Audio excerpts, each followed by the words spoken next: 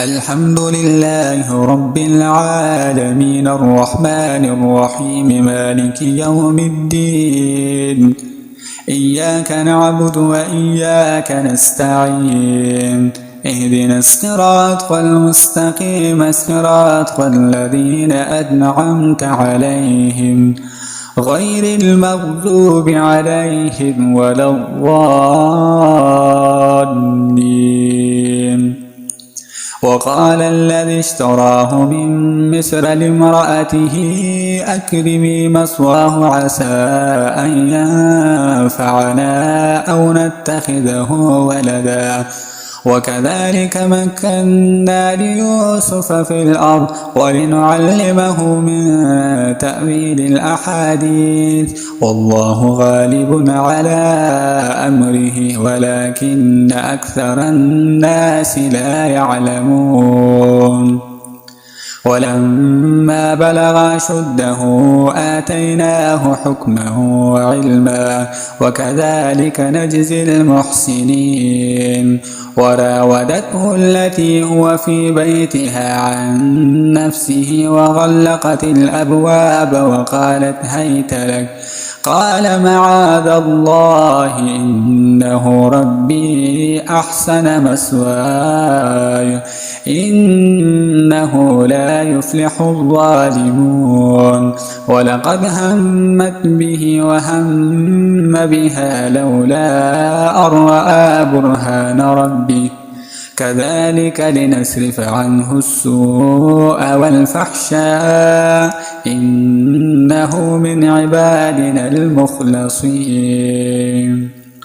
واستبق الباب وقدت قميصه من دبر وألف يا سيدها لدى الباب قالت ما جزاء من أراد بأهلك سوءا إلا أن يسجن أو عذاب أليم. قال هي راودتني عن نفسي وشهد شاهد من أهلها إن كان قميصه قد من قبل فصدقت وهو من الكاذبين وإن كان قميصه قد من دبر فكذبت وهو من الصادقين. فلما رأى قميصه قد من دبر قال إنه من كيدكن إن كيدكن عظيم. يوسف أعرض عن هذا واستغفري لذنبك إنك كنت من الخاطئين. وقال نسوة في المدينة امرأة العزيز تراود فتاها عن نفسه قد شغفها حبا إنا لنراها في ضلال مبين. فلما سمعت بمكرهن أرسلت إليهن وأعتدت لهن متكئا وآتت كل واحدة منهن سكينا وقالت اخرج عليهن. فلما رأينه أكبرنه وقطعن أيديهن وقلن حاش لله ما هذا بشرا إن هذا إلا ملك كريم. قالت فذلكن الذي لمتنني فيه ولقد راودته عن نفسه فاستعصم ولئن لم يفعل ما آمره ليسجنن وليكون من الصاغرين. قال رب السجن أحب إلي مما يدعونني إليه وإلا تصرف عني كيدهن أصب إليهن وأكن من الجاهلين. فاستجاب له ربه فصرف عنه كيدهن إنه هو السميع العليم. ثم بدا لهم من بعد ما رأوا الآيات ليسجننه حتى حين.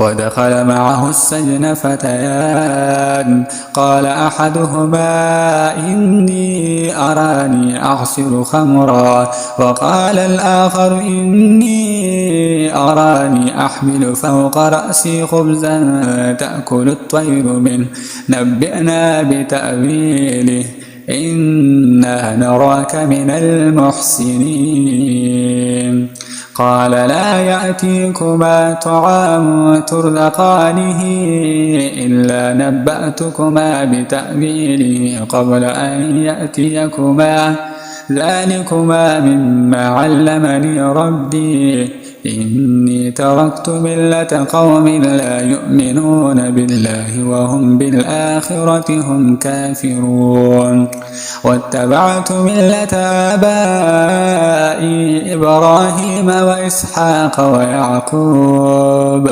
ما كان لنا أن نشرك بالله من شيء ذلك من فضل الله علينا وعلى الناس ولكن أكثر الناس لا يشكرون يا صاحبي السجن أأرباب متفرقون خير أم الله الواحد القهار ما تعبدون من دونه إلا أسماء سميتموها أنتم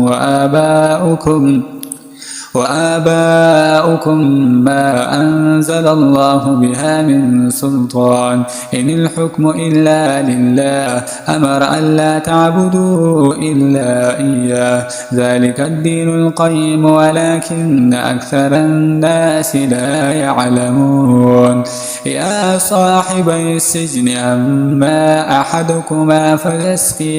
أما أحدكما فيسقي ربه خمرا وأما الآخر فيسلب فتأكل الطير من رأسه قضي الأمر الذي فيه تستفتيان وقال للذي ظن أنه ناج منهما اذكرني عند ربك فأنساه الشيطان ذكر ربه فلبث في السجن بضع سنين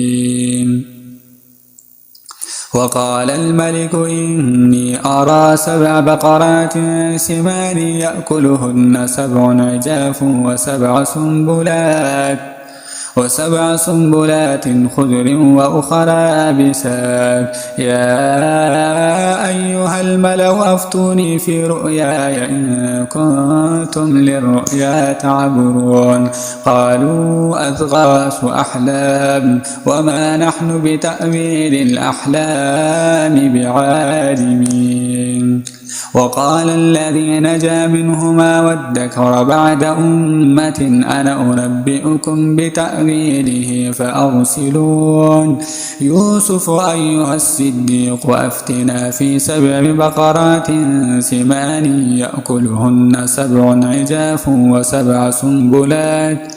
وسبع سنبلات خضر وأخرى يابسات لعلي أرجع إلى الناس لعلهم يعلمون قال تزرعون 7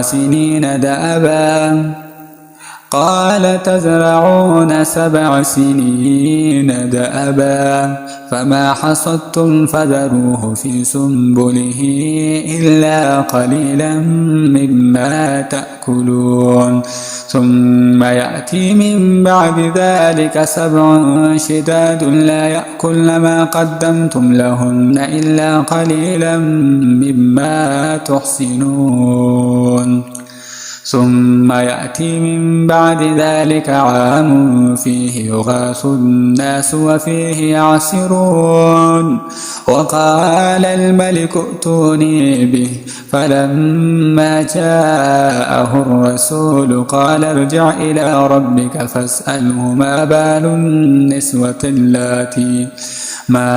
النسوة اللاتي قطعن أيديهن إن ربي بكيدهن عليم قال ما خطبكن إذ راوتن يوسف عن نفسه قلن حاش لله ما علمنا عليه من سوء قالت امرأة العزيز الآن حصحص الحق أنا راودته عن نفسه وإنه لمن الصادقين ذلك ليعلم أني لم أخنه بالغيب وأن الله لا يهدي كيد الخائنين.